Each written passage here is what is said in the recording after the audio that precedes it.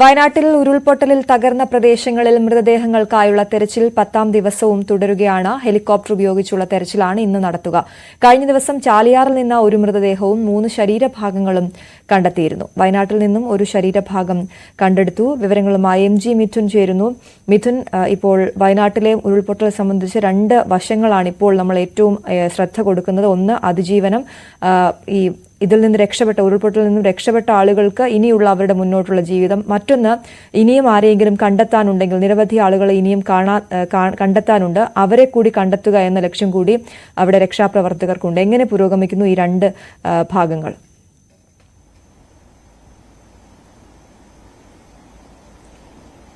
അശ്വതി, 10ാം നാളിലെ തെരച്ചിൽ ഇപ്പോഴും പുരോഗമിക്കുകയാണ്. ഇന്ന് രാവിലെ മുതൽ തന്നെ സന്നദ്ധ പ്രവർത്തകരുടെ നേതൃത്വത്തിലും ഒപ്പം തന്നെ സേനാ വിഭാഗങ്ങളുടെ ഭാഗത്തു നിന്നുമൊക്കെ തന്നെ ഈ ഒരു തെരച്ചിൽ ആരംഭിക്കുകയും ചെയ്തിട്ടുണ്ട്. ഞാനിപ്പോൾ നിൽക്കുന്നത് ഈ മുണ്ടക്കൈ ഭാഗത്താണ്. മുണ്ടക്കൈ ഭാഗത്ത് ഈ ദൃശ്യങ്ങളിൽ കാണുന്ന ഈ പ്രദേശം ഒരു ചെറിയ ടൗൺ ആയിരുന്നു. ഇവിടെയൊക്കെ നിരവധി വീടുകളും കടകളും ഒക്കെ സ്ഥിതി ചെയ്തിരുന്ന ഒരു പ്രദേശമാണ്. ഇപ്പോൾ അവിടെ സന്നദ്ധ പ്രവർത്തകരുടെ നേതൃത്വത്തിലും ഒപ്പം തന്നെ പോലീസിന്റെയും NDRFന്റെയും ഒക്കെ നേതൃത്വത്തിൽ വലിയ രീതിയിൽ ഉള്ള പരിശോധന നടക്കുന്നുണ്ട്. മാനുവലി ഉള്ള പരിശോധന നടക്കുന്നുണ്ട്. കൂടാതെ ഹിറ്റാച്ചി ഉപയോഗിച്ചുകൊണ്ട്, ഏതെങ്കിലും തരത്തിൽ തെർമൽ ഡിറ്റക്ടർ ഉപയോഗിച്ചുകൊണ്ട് ആ രീതിയിൽ ഏതെങ്കിലും സിഗ്നൽ ലഭിക്കുകയാണെങ്കിൽ അവിടെ നിന്ന് കല്ലുകൾ മാറ്റി, അവിടെ നിന്ന് മണ്ണുകൾ മാറ്റി, ഏകദേശം ആഴത്തിൽ 12 അടിയോളം താഴ്ചയിൽ മണ്ണ് മാറ്റി ഉള്ള പരിശോധനയാണ് ഇപ്പോൾ നടക്കുന്നത്. റൊട്ടീൻ പരിശോധന, അതായത് കഴിഞ്ഞ ദിവസങ്ങളിലെ പോലെ തന്നെ 6 മേഖലകളായി തിരിച്ച് മുണ്ടക്കൈ, പുച്ചിരിമട്ടം, ഒപ്പം തന്നെ വെള്ളാർമല തുടങ്ങിയ ഭാഗങ്ങളിലൊക്കെ തന്നെ, അട്ടമല അടക്കമുള്ള ഭാഗങ്ങളിലെല്ലാം തന്നെ ഇപ്പോൾ പരിശോധന പുരോഗമിക്കുന്നുണ്ട്. മറ്റൊന്ന്, ഈ സൂചിപ്പാറ വെള്ളച്ചാട്ടം, ഒപ്പം തന്നെ കാന്തമ്പാറ വെള്ളച്ചാട്ടം ഒക്കെ അടക്കമുള്ള മേഖലകളിൽ ഹെലികോപ്റ്റർ ഉപയോഗിച്ചുകൊണ്ടുള്ള പരിശോധനയാണ്. ഇന്ന് അത് തുടരുകയും ചെയ്യും. കഴിഞ്ഞ ദിവസം നടത്തിയ പരിശോധനയിൽ അവിടെ നിന്ന് 3 മൃതദേഹഭാഗങ്ങൾ ലഭിച്ചിരുന്നു, ശരീരഭാഗങ്ങൾ അവിടെ നിന്ന് ലഭിച്ചിരുന്നു. അതുകൊണ്ട് തന്നെ അവിടെ കൂടുതൽ മേഖലകളിലേക്ക് കൂടി ഈ ഒരു പരിശോധന തുടരാനുള്ള ഒരു നീക്കത്തിലേക്കാണ് കടക്കുന്നത്. രാവിലെ ചെറിയ രീതിയിൽ ഇവിടെ ഈ ഭാഗത്തൊക്കെ മഴയുണ്ടായിരുന്നു. അതുകൊണ്ട് തന്നെ ഈ ഹെലികോപ്റ്ററിന് പ്രതികൂല കാലാവസ്ഥ മൂലം അവിടേക്ക് പോകാൻ സാധിക്കാത്തൊരു പശ്ചാത്തലമുണ്ടായിരുന്നു. എന്തായാലും ഇപ്പോൾ അവർ ആ ഭാഗങ്ങളിലേക്ക്, വളരെ ദുർഘടമായിട്ടുള്ള ഭാഗങ്ങളിലേക്ക് എയർലിഫ്റ്റ് ചെയ്തുകൊണ്ട് റോപ്പ് ഉപയോഗിച്ച് സന്നദ്ധ പ്രവർത്തകരും ഒപ്പം തന്നെ അതിൽ പ്രധാനമായും വിദഗ്ധ പരിശീലനം നേടിയിട്ടുള്ള ആളുകളാണ് അതിലുള്ളത്. 6 സേനാ വിഭാഗങ്ങളിൽപ്പെട്ട അംഗങ്ങൾ, ഒപ്പം തന്നെ ഫയർ ആൻഡ് റെസ്ക്യൂ ടീമുണ്ട്, ഫോറസ്റ്റിന്റെ ടീമുണ്ട്. അങ്ങനെയുള്ള 2 സംഘങ്ങളായി തിരിഞ്ഞുകൊണ്ടുള്ള പരിശോധനയാണ് ഇന്ന് പുരോഗമിക്കുകയും ചെയ്യുന്നത്. എന്തായാലും ഇന്നും കൂടുതൽ ഭാഗങ്ങളിൽ നിന്ന് മൃതദേഹ ഭാഗങ്ങൾ ലഭിക്കുമെന്നാണ് കരുതുന്നത്. ഒപ്പം തന്നെ സർക്കാരിന്റെ കണക്കുകൾ പ്രകാരം കഴിഞ്ഞ ദിവസം 152 പേരായിരുന്നുവെങ്കിൽ ഇന്നത് 138 ചുരുങ്ങിയിട്ടുണ്ട്. 14 പേരെ കൂടി അതിൽ നിന്ന് തിരിച്ചറിയാനായിട്ടുണ്ട് എന്നാണ് കഴിഞ്ഞ ദിവസം മന്ത്രി കെ രാജൻ വ്യക്തമാക്കുകയും ചെയ്തിരിക്കുന്നത്. എന്തായാലും 138 എന്നുള്ള സർക്കാർ കണക്കാണ് പറയുന്നത്. എന്നാൽ പ്രദേശവാസികൾ നമ്മൾ കഴിഞ്ഞ ദിവസം നമ്മളോട് പറഞ്ഞ പോലെ തന്നെ ഇതിൽ മുകളിൽ ആളുകൾ ഇനിയുണ്ട്, ഈ മണ്ണിനടിയിൽ തന്നെയുണ്ട്. ഒപ്പം തന്നെ ഇവർ കടലിലേക്ക് ഒഴുകിപ്പോയേക്കാം എന്നടക്കമുള്ള ചില കാര്യങ്ങൾ കൂടി അവർ പറയുന്നുണ്ട്. എന്തായാലും പ്രദേശവാസികൾ പറയുന്നതനുസരിച്ചുള്ള പരിശോധനകൾ കൂടി ഈ ഒരു ഘട്ടത്തിൽ നടക്കുന്നുണ്ട്. നമ്മളിപ്പോൾ ദൃശ്യങ്ങൾ കാണുന്ന അത് ഇവിടുത്തെ ഒരു മുസ്ലിം പള്ളിയായിരുന്നു. ആ പള്ളി പൂർണ്ണമായും അതിനകത്തേക്ക് ഒരു വലിയ പാറ, ഏകദേശം ഒരു 2 ആന വലിപ്പത്തിലുള്ള വലിയ പാറ അതിനേക്ക് പതിക്കുകയായിരുന്നു എന്നാണ് നമുക്ക് കാണാൻ സാധിക്കുന്നത്. അതിന്റെ ഫ്രണ്ടിൽ ജീപ്പുകളൊക്കെ തകർന്നു കിടക്കുന്നത് കാണാൻ സാധിക്കുകയും ചെയ്യുന്നു. അവിടെ പൂർണ്ണമായും മണ്ണ് മാറ്റി ഉള്ള പരിശോധന ഇപ്പോൾ നടക്കുന്നു. ഇതൊരു ചെറിയ പട്ടണമായിരുന്നു, വലിയ അതിമനോഹരമായിട്ടുള്ള ഒരു ഗ്രാമപ്രദേശമായിരുന്നു. അവയെല്ലാം തന്നെ പൂർണ്ണമായും തകർത്തെറിയുന്ന തരത്തിലേക്ക് പോകുന്നു. മറ്റൊന്ന്, അച്യുത് സൂചിപ്പിച്ച പോലെ തന്നെ അതിജീവനം, അതുമായി ബന്ധപ്പെട്ട് ഇവരെ ഈ നിരവധി പേർ ഈ ദുരിതാശ്വാസ ക്യാമ്പുകളിലുണ്ട്. 16 ക്യാമ്പുകളിലായി നിരവധി പേർ അവിടെ കഴിയുകയും ചെയ്യുന്നുണ്ട്. ഒപ്പം തന്നെ പരിക്കേറ്റ നിരവധി ആളുകളുണ്ട്. അവരെല്ലാം തന്നെ ഇപ്പോഴും ആശുപത്രിയിൽ തന്നെ തുടരുന്ന ഒരു സാഹചര്യമുണ്ട്. ഇവരെയൊക്കെ പുനരധിവസിപ്പിക്കുന്നതിന് വേണ്ടിയുള്ള എല്ലാ ശ്രമങ്ങളും സർക്കാരിന്റെ ഭാഗത്തുനിന്നുമുണ്ട്. ഒപ്പം തന്നെ അവർക്ക് പ്രത്യേകം വീട് വെച്ച് നൽകുന്നതിനും ടൌൺഷിപ്പ് മാതൃകയിൽ വീട് വെച്ച് നൽകുന്നതിനുമുള്ള നടപടിക്രമങ്ങളിലേക്ക് കടന്നിട്ടുണ്ട്. അത് എവിടെയാണ്, അല്ലെങ്കിൽ അതിനുള്ള സ്ഥലം എവിടെയാണ് കണ്ടെത്തുന്ന അടക്കമുള്ള കാര്യങ്ങൾ വരും ദിവസങ്ങളിൽ നമുക്ക് വ്യക്തമാകുമെന്നാണ് മനസ്സിലാക്കാൻ സാധിക്കുന്നത്. ഒപ്പം തന്നെ അതിനു മുമ്പ് തന്നെ ഇവരെ മറ്റ് വാടക വീട്ടുകളിലേക്കും ഒക്കെ മാറ്റുന്നതിന് വേണ്ടിയുള്ള സമഗ്രമായിട്ടുള്ള ദൌത്യം നൽകുന്നുണ്ട്. അതിൽ പലരും പല പഞ്ചായത്തുകളും, അതായത് തിരുവനന്തപുരം അടക്കമുള്ള പഞ്ചായത്തുകൾ പോലും, മലയങ്കീഴ് അടക്കമുള്ള പഞ്ചായത്തിൽ, തിരുവനന്തപുരത്തെ മലയങ്കീഴ് എന്ന പഞ്ചായത്ത് പോലും ഇവിടെ നിന്ന് ആളുകളെ അവിടെ വാടകയ്ക്ക് അവർ സ്വന്തം ചെലവിൽ വാടകയ്ക്ക് വീട് നൽകാം, അവിടേക്ക് വരാൻ തയ്യാറുള്ള ആളുകളെ അവിടേക്ക് സ്വീകരിക്കുമെന്ന് കഴിഞ്ഞ ദിവസം വ്യക്തമാക്കുകയും ചെയ്യുന്നു. കൂടാതെ തന്നെ വയനാട്ടിലെ പല ഭാഗങ്ങളിലും വയനാട്ടിലെ പല പഞ്ചായത്തുകളിലും ഒക്കെ തന്നെ ഇതേ രീതിയിലുള്ള അഭിപ്രായങ്ങളുണ്ട്. അവിടെയൊക്കെ തന്നെ ഇവരെ മാറ്റി സുരക്ഷിതമായി പാർപ്പിക്കുക, തൽക്കാലത്തേക്ക്, അതായത് മറ്റ് ടൌൺഷിപ്പ് മാതൃകയിൽ വീടുകൾ തയ്യാറാകുന്ന മുറയ്ക്ക് അവരെ അങ്ങോട്ടേക്ക് മാറ്റാനുള്ളൊരു നീക്കമുണ്ട്. അതേസമയം പ്രധാനപ്പെട്ട ഒരു ചോദ്യം പലർക്കും പൂർണ്ണമായും, അതായത് കുടുംബത്തെ മുഴുവൻ ആയി നഷ്ടപ്പെട്ട പലരുമുണ്ട്. ഒപ്പം തന്നെ ഒരാൾ മാത്രമായി ഒറ്റപ്പെട്ടു പോകുന്ന ഒരു സ്ഥിതിവിശേഷമുണ്ട്. അവരെയൊക്കെ എങ്ങനെയാണ് അധിവസിപ്പിക്കുന്നത് അടക്കമുള്ള ഒരു കാര്യം പ്രധാനമായും ഒരു ചോദ്യചിഹ്നമായി നിൽക്കുന്നുണ്ടായിരുന്നു. അതിനൊക്കെ അവരെയൊക്കെ, അതായത് മറ്റുള്ള കുടുംബത്തിൽ ഒപ്പം താമസിക്കാൻ തയ്യാറാണ് എങ്കിൽ, അവർ അതിന് തയ്യാറാണ് എങ്കിൽ അവരെ അങ്ങനെ താമസിപ്പിക്കാനുള്ള ഒരു ശ്രമം കൂടി സർക്കാരിന്റെ ഭാഗത്തുനിന്ന് നടക്കുകയും ചെയ്യുന്നു. ഒപ്പം തന്നെ റേഷൻ കാർഡ് വിതരണം അത് ഇന്നോടുകൂടി പൂർത്തിയാക്കുമെന്നാണ് മന്ത്രി കെ രാജൻ വ്യക്തമാക്കിയിട്ടുള്ളത്. മന്ത്രിതല ഉപസമിതിയുടെ നേതൃത്വത്തിൽ ഇന്ന് വൈകിട്ട് ഈ ചർച്ചകൾ നടക്കും. വൈകിട്ട് ഈ സേനാ മേധാവികളുടെ ചർച്ചയുണ്ട്. ഒപ്പം തന്നെ ഇനി അങ്ങോട്ട്, കാരണം ഇന്ന് 10 ദിവസമാകുന്നു, 10 ദിവസം ആയിട്ട് ഉള്ള മണ്ണിനടിയിൽ ഇത്തരത്തിൽ മൃതദേഹങ്ങൾ അല്ലെങ്കിൽ മൃതദേഹ ഭാഗങ്ങളൊക്കെ ഉണ്ട്. അത് വെള്ളത്തിലാണ് എങ്കിൽ ഇത്തരത്തിൽ ഫയർ ആൻഡ് റെസ്ക്യൂ ടീമിന്റെയൊക്കെ ഒരു അഭിപ്രായം പ്രകാരം അവർ പറയുന്നത് ഇത്തരത്തിൽ വെള്ളത്തിലാണ് ഈ മൃതദേഹം ഉണ്ട് എങ്കിൽ അത് അടർന്നു പോകാനുള്ള സാഹചര്യമുണ്ട്, അഴുകിപ്പോകാനുള്ള സാഹചര്യമുണ്ട്. അതുകൊണ്ട് തന്നെ അത്തരത്തിൽ കൂടുതൽ പേരെ കണ്ടെത്താനാകാത്ത ഒരു സ്ഥിതിവിശേഷത്തിലേക്ക് പോവുകയും ചെയ്യും.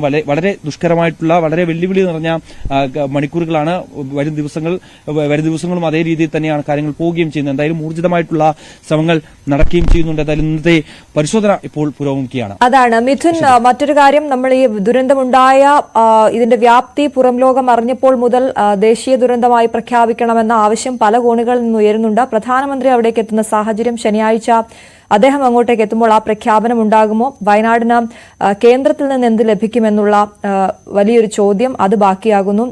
എത്രത്തോളം സുരക്ഷ അവിടെ ഏർപ്പെടുത്തേണ്ടതുണ്ട്? മറ്റ് വിശദാംശങ്ങൾ, നമുക്കിപ്പോൾ ലഭ്യമാകുന്ന വിവരങ്ങൾ എന്തൊക്കെയാണ്?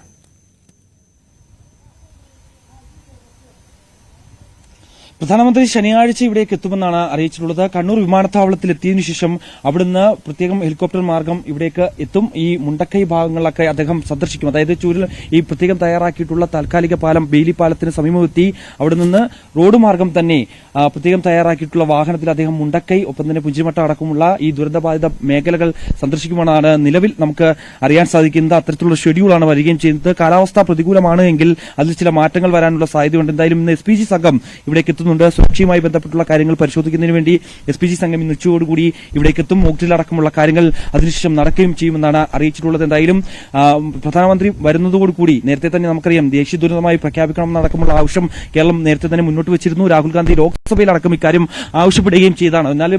എങ്കിൽ പോലും തന്നെ ഒരു അനുഭാവപൂർണ്ണമായിട്ടുള്ള ഒരു സമീപനം കേന്ദ്ര സർക്കാരിന്റെ ഭാഗത്തുനിന്ന് ഈ ഒരു ദേശീയ ദുരന്തമായി പ്രഖ്യാപിക്കുന്ന കാര്യത്തിൽ ഇതുവരെയും ഉണ്ടായിട്ടില്ല. പക്ഷേ കേന്ദ്രത്തിന്റെ ഭാഗത്തുനിന്ന് വലിയ സഹായങ്ങൾ ഇതിനോടകം തന്നെ ലഭ്യമായിട്ടുണ്ട്. എല്ലാവിധ സംവിധാനങ്ങളും, കേന്ദ്ര സേനയാകട്ടെ, എല്ലാം തന്നെ കൃത്യസമയത്ത് എത്തിച്ചതിന് നേരത്തെ തന്നെ കേരള സർക്കാർ കേന്ദ്രത്തോട് നന്ദി പറയുന്നതൊക്കെ നമ്മൾ കാണുകയും ചെയ്തു. പ്രതിപക്ഷം ഉൾപ്പെടെയുള്ളവർ അതേ രീതിയിൽ തന്നെ കേന്ദ്രത്തിന്റെ സഹായത്തെ നന്ദി പറയുന്നത് നമ്മൾ കാണുകയും ചെയ്തതാണ്. എന്തായാലും ഈ ഒരു T3 കാറ്റഗറിയിൽ പെടുത്തിക്കൊണ്ട് ദേശീയ ദുരന്തമായി പ്രഖ്യാപിച്ചാൽ മാത്രമേ ഈ ദുരന്തത്തെ മറികടക്കാൻ കേരളത്തെ സംബന്ധിച്ച് കൂടുതൽ തുക ദേശീയ തലത്തിൽ നിന്ന് ലഭ്യമാവുകയും ചെയ്യും. 75% തുക ഈ കേന്ദ്ര സർക്കാരിൽ നിന്ന് ലഭ്യമാവുകയും ചെയ്യും. അതുകൊണ്ട് തന്നെ നേരിട്ട് പ്രധാനമന്ത്രി ഇവിടെ വന്ന് ഈ ദുരന്തബാധിത മേഖല കണ്ട് ഇതിന്റെ ഒരു വ്യാപ്തി അത് മനസ്സിലാക്കി കഴിയുമ്പോൾ ഒരു പക്ഷേ ഈ ഒരു പ്രഖ്യാപനം ഉണ്ടാകുമെന്ന് തന്നെയാണ് അത്തരത്തിലുള്ളൊരു പ്രതീക്ഷ കൂടി എല്ലാവരും പങ്കുവയ്ക്കുകയും ചെയ്യുന്നുണ്ട്. ആ രീതിയിൽ തന്നെയാണ് പ്രധാനമന്ത്രിയുടെ കടന്നുവരവിനെ കേരളം പ്രധാനമായും കാണുകയും ചെയ്യുന്നത്. വലിയ ദുരന്തമാണ് ഉണ്ടാകുന്നത്. അതായത് അവർ ദൃശ്യങ്ങളിൽ കാണുന്ന മാത്രമല്ല, ഇത് നേരിൽ കാണുമ്പോൾ അതിന്റെ ഒരു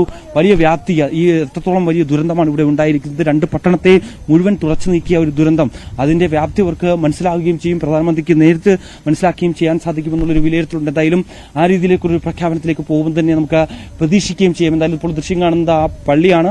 ഒപ്പം തന്നെ ഇവിടെ നിരവധി കടകളുണ്ടായിരുന്നു. ഒപ്പം തന്നെ ഈ മേഖലകളിലൊക്കെ തന്നെ ഇപ്പോഴും തെരച്ചിൽ വ്യാപകമായി നടക്കുകയും ചെയ്യുന്നുണ്ട്. കൂടാതെ മറ്റൊരു പ്രധാനപ്പെട്ട കാര്യം, ഈ ദുരിതാശ്വാസ ക്യാമ്പുകളിൽ കഴിയുന്നവർക്ക് കൌൺസിലിംഗ് നൽകുന്ന അടക്കമുള്ള നടപടികൾ സ്വീകരിച്ചു വരുന്നുണ്ട്. കഴിഞ്ഞ ദിവസങ്ങളിലൊക്കെ നിരവധി പേർക്ക് കൌൺസിലിംഗ് നൽകുന്നുണ്ട്. പക്ഷേ പലരും, കാരണം ഈ ക്യാമ്പുകളിൽ TV അടക്കമുള്ള സംവിധാനങ്ങൾ വേണമെന്നുള്ള ആവശ്യം അവർ നേരത്തെ തന്നെ മുന്നോട്ട് വെച്ചിരുന്നു. പക്ഷേ അതിൽ സർക്കാർ തയ്യാറാകുന്നില്ല. കാരണം ഈ കൊച്ചുകുട്ടികളുടെ ഉൾപ്പെടെയുള്ള പടങ്ങളും ഒപ്പം തന്നെ ഈ കുടുംബാംഗങ്ങളുടെ ഒക്കെ ചിത്രങ്ങളും ഒക്കെ നമ്മളുടെ ചാനൽ വഴി ഈ കാണുന്നതാണ്. അത് പലർക്കും വലിയ രീതിയിൽ വീണ്ടും ഇതിന്റെ രീതിയിലേക്ക് അല്ലെങ്കിൽ അവരുടെ ഒരു മരവിച്ചിരിക്കുന്ന മനസ്സാണ്. അതുകൊണ്ട് തന്നെ എന്തും തന്നെ ചെയ്യാൻ പറ്റുന്ന ഒരു രീതിയിലേക്ക് കാര്യങ്ങൾ പോകും. ഒരു അമ്മ ഇത്തരത്തിൽ കഴിഞ്ഞ ദിവസം മന്ത്രിമാർ പറഞ്ഞതുപോലെ തന്നെ ഒരു അമ്മ ഈ ഒരു കാര്യങ്ങൾ കേട്ട് വീണ്ടും മുകളിൽ നിന്ന് താഴേക്ക് ചാടി ആത്മഹത്യ ചെയ്യാനുള്ള ഒരു ശ്രമത്തിലേക്കൊക്കെ പോവുകയും ചെയ്തു. അതുകൊണ്ട് തന്നെ അവരെയൊക്കെ അതിൽ നിന്ന് ഈ ഒരു യാഥാർത്ഥ്യം മനസ്സിലാക്കിക്കൊണ്ട് ഈ ഒരു ദുരന്തത്തിന്റെ കാര്യങ്ങളൊക്കെ പറഞ്ഞു മനസ്സിലാക്കി ഒപ്പം തന്നെ അവരെ തിരികെ അവർ നേരത്തെ എങ്ങനെയായിരുന്നു ആ ഒരു സ്ഥിതിയിലേക്ക് കൊണ്ടുവരുന്നതിന് വേണ്ടിയുള്ള ഒരു ശ്രമം ഊർജിതമായി ഇപ്പോൾ നടക്കുന്നുണ്ട്. അതിനുവേണ്ടി വിദഗ്ധരെയൊക്കെ തന്നെ ഇവിടേക്ക് എത്തിക്കാനുള്ള ഒരു നീക്കമുണ്ട്. കാരണം കൂടുതൽ കൌൺസിലിംഗ് നടക്കേണ്ടതായിട്ടുണ്ട്. കൊച്ചു കുട്ടികൾ ഉൾപ്പെടെയുള്ളവർ ഇപ്പോഴും ഈ ഒരു നൊമ്പരത്തിൽ നിന്ന് അവർക്ക് പുറത്തു വരാൻ സാധിച്ചിട്ടില്ല. അവർ ഇപ്പോഴും ഈ ഒരു ക്യാമ്പുകളിൽ വളരെ വേദനയോട് കൂടി കഴിയുന്ന കാഴ്ചയാണ് നമുക്ക് കാണാൻ സാധിക്കുന്നത്. ഒപ്പം തന്നെ കഴിഞ്ഞ ദിവസങ്ങളിൽ പല ക്യാമ്പുകളിലും ഒക്കെ തന്നെ അവർ തിരികെ ഈ ഒരു ജീവിതത്തിലേക്ക് മടങ്ങി വരുന്ന കാഴ്ച കൂടി നമുക്ക് കാണാൻ സാധിക്കുന്നുണ്ടായിരുന്നു. എന്തായാലും നമുക്ക് പ്രതീക്ഷയോടെ തന്നെ കാത്തിരിക്കാം. എല്ലാവരും പഴയ രീതിയിലേക്ക് തന്നെ അത് അതിജീവിക്കും എന്നുള്ള കാര്യത്തിൽ സംശയമില്ല. അതിനുവേണ്ടിയുള്ള എല്ലാ ശ്രമങ്ങളും സർക്കാർ സംവിധാനങ്ങളുടെ ഭാഗത്തുനിന്ന് ഉണ്ടാകുന്നുണ്ട്. മനുഷ്യസാധ്യമായിട്ടുള്ള എല്ലാ കാര്യങ്ങളും ഈ ഒരു മേഖല കേന്ദ്രീകരിച്ച് ചെയ്യുകയും ചെയ്യുന്നുണ്ട്. എന്തായാലും ശനിയാഴ്ച രാവിലെയോടുകൂടിയാണ് പ്രധാനമന്ത്രി എത്തുമെന്നാണ് അറിയിച്ചിരിക്കുന്നത്. അതിനുവേണ്ടിയുള്ള സുരക്ഷാ ക്രമീകരണവുമായി ബന്ധപ്പെട്ടും SPG സംഘം ഇന്ന് ഉച്ചയോടുകൂടി ഇവിടേക്ക് എത്തും. ശരി, MG മിഥുനാണ് വിവരങ്ങൾ നൽകിയത്.